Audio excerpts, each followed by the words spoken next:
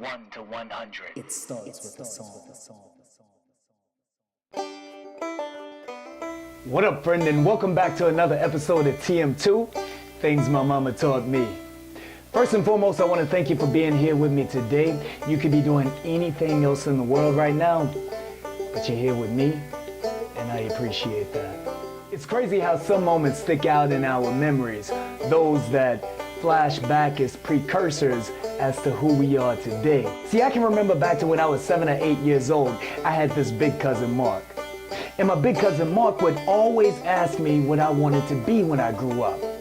And for whatever reason, I always had an issue putting that into words. See, even in my young mind, this bothered me.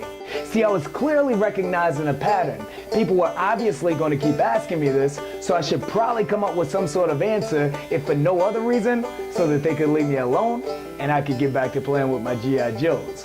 Did I just date myself right there?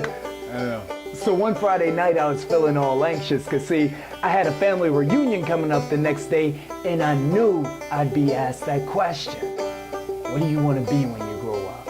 I told my mom and she was like, baby, you should just go to your room and think about it and you'll come up with the answers. You ain't got the answers, Mom. So I started pacing my room trying to think of the words to verbalize my position. But it was like I knew exactly what I wanted to do, but I didn't know how to communicate that to other people. So I'm pacing and I'm pacing, I'm thinking and I'm thinking, and I wasn't getting anywhere.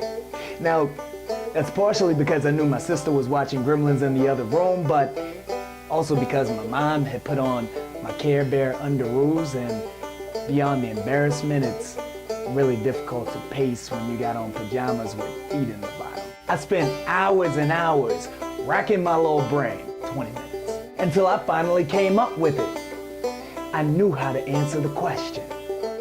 Sure enough, the next day we went to the family reunion. I was about to sit down at the picnic table. I had my plate. I had 2 hamburgers. It was loaded with baked beans and a ton of macaroni and cheese. I told you I was a big boy. I remember this moment like it was yesterday. I had just sat down.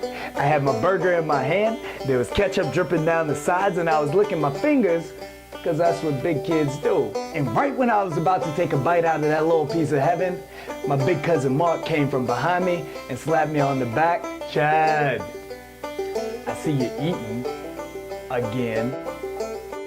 Give any more thought to what you're gonna be when you grow up? And when he said it, he didn't think I'd have an answer.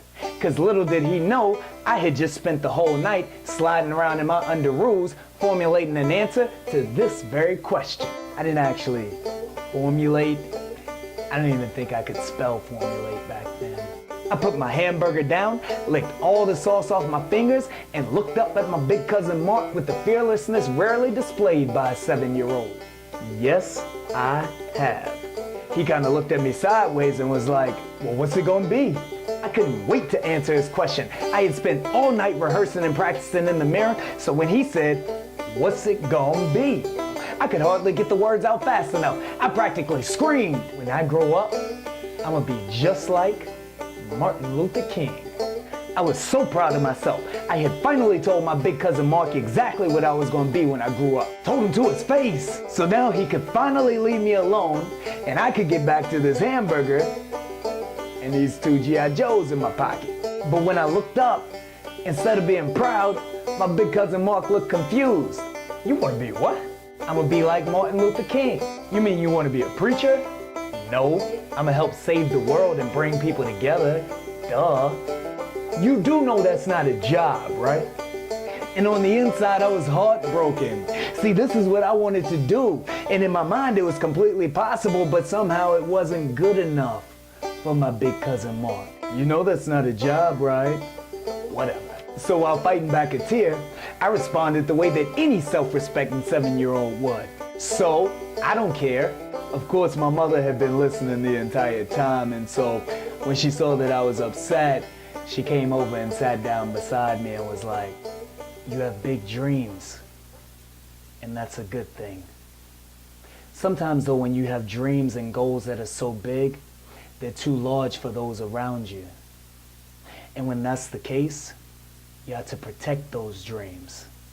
You have to hold them right here and make sure that no one ever takes those dreams away. Like it, love it, or hate it, please feel free to leave your comments below. Be sure to check me out next Wednesday for another episode of TM2. Things my mama taught me. I'll see you soon. I love you. Am I making you proud, Pop?